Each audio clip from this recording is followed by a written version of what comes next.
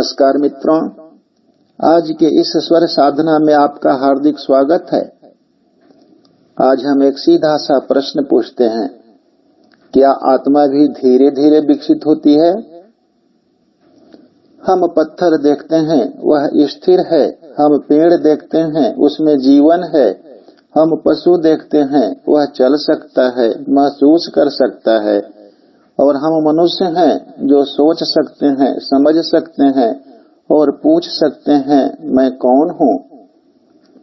क्या यह केवल शरीर का फर्क है या चेतना भी एक यात्रा तय कर रही है? तो आज हम इसी यात्रा को बहुत सरल ढंग से समझने का कोशिश करेंगे, खनिज से लेकर के मानव तक।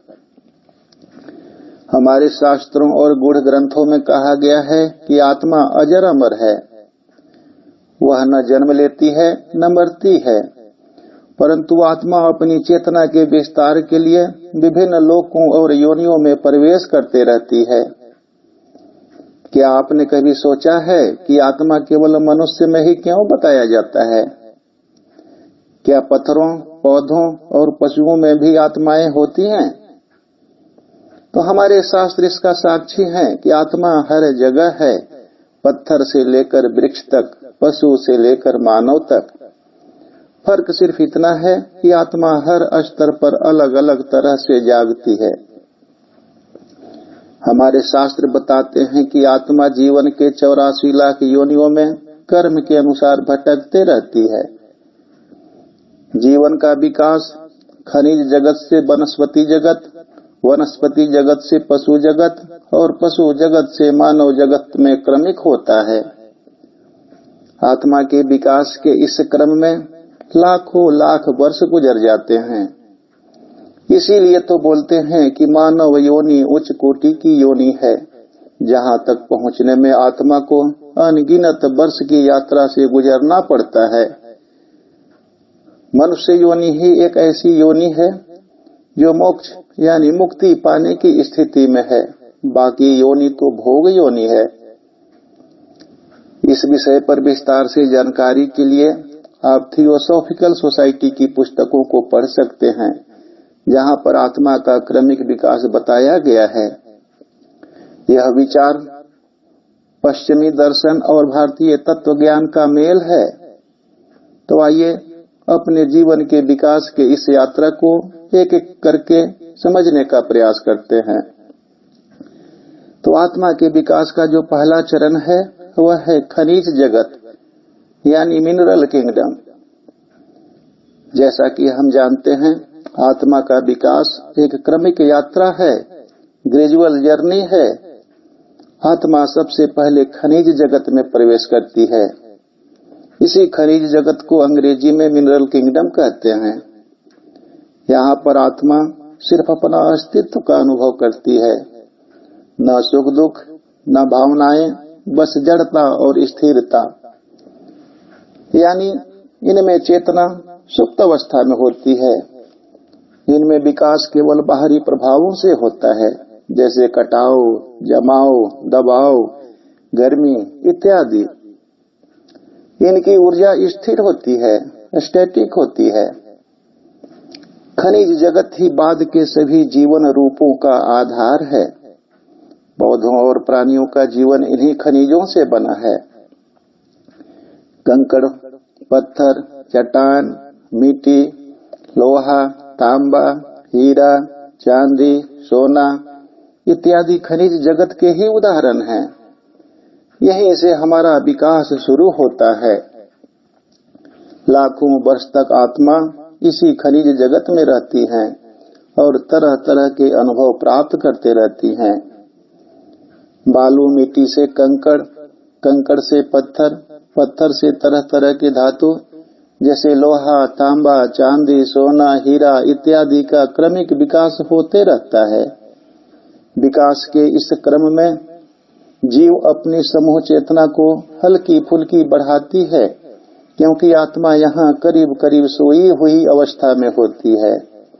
यह प्रकृति की सबसे निचली सीढ़ी है, लेकिन इसी से बाकी सभी जीवन रूप बने हुए हैं।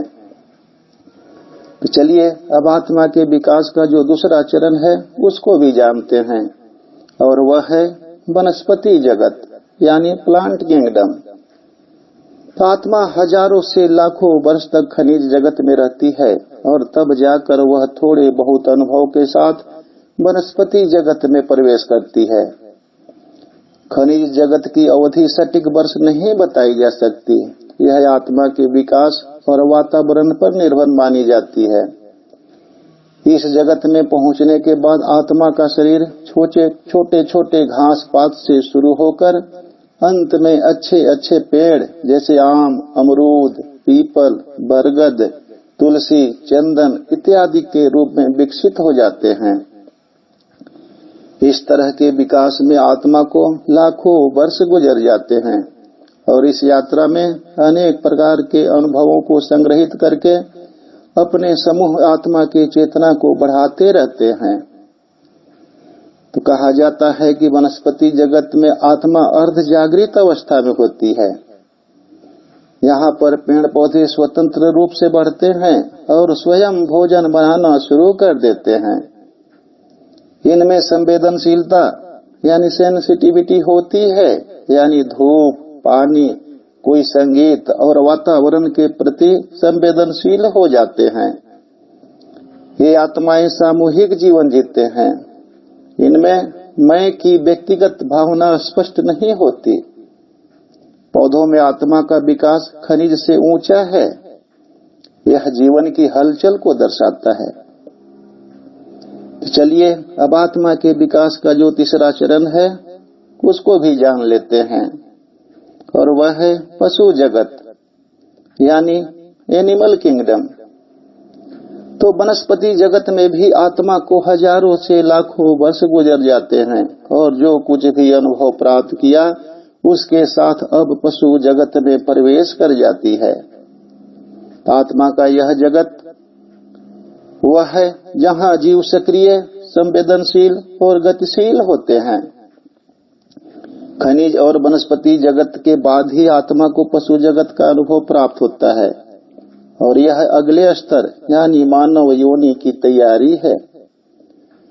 इनमें कीट, पक्षी, जलचर, स्थलीय और वायुचर सभी प्रकार के प्राणी आते हैं। यहाँ पर चेतना जागृत अवस्था में होती है। यहाँ पर जीव इच्छा, भय, भूख, पीड़ा, आनंद जैसी भावनाओं का अनुभव करते हैं।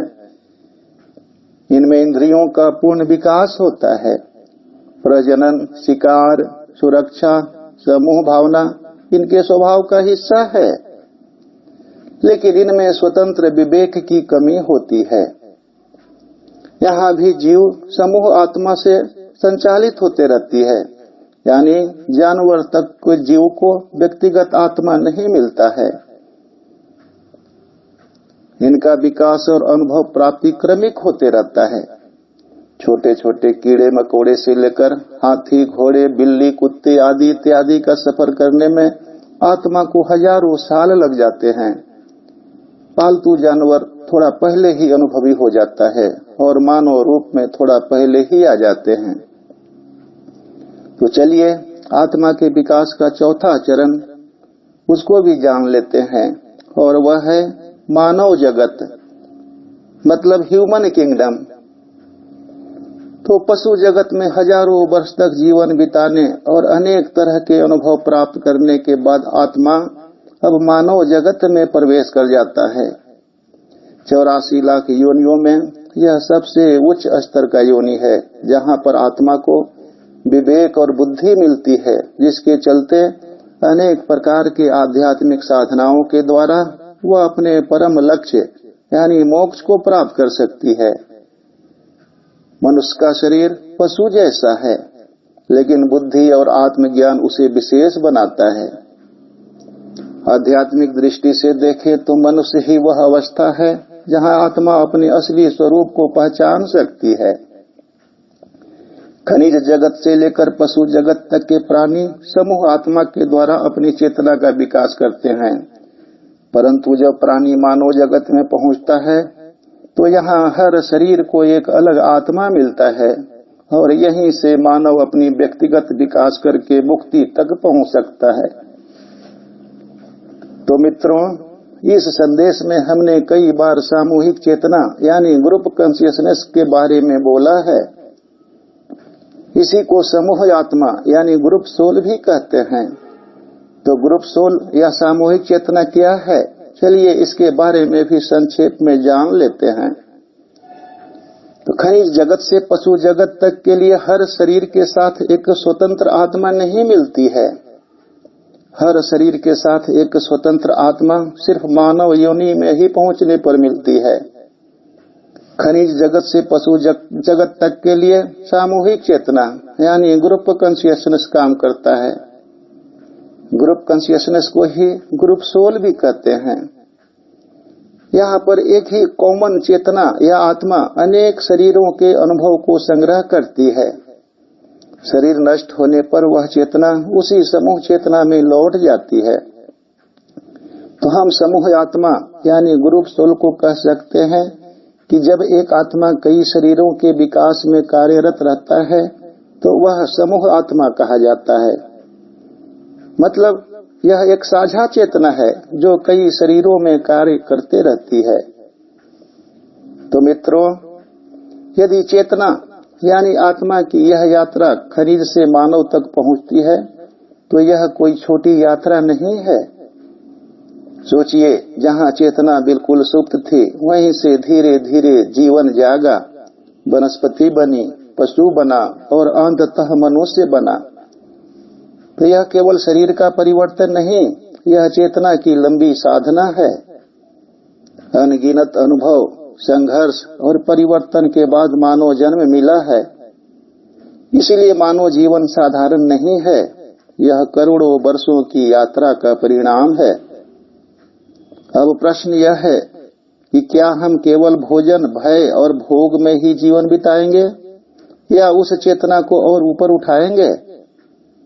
खनिज से मनुष्य तक पहुंचना प्रकृति का कार्य था, पर मनुष्य से महापुरुष बनना यह हमारा कार्य है।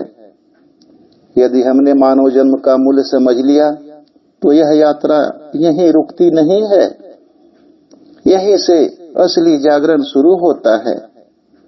आइए हम इस अमूल्य मानव जीवन को व्यर्थ न जाने दें, चेतना को ऊंचा उठाएं और अपने वास्तविक स्वरूप को पहचानने का प्रयास करें।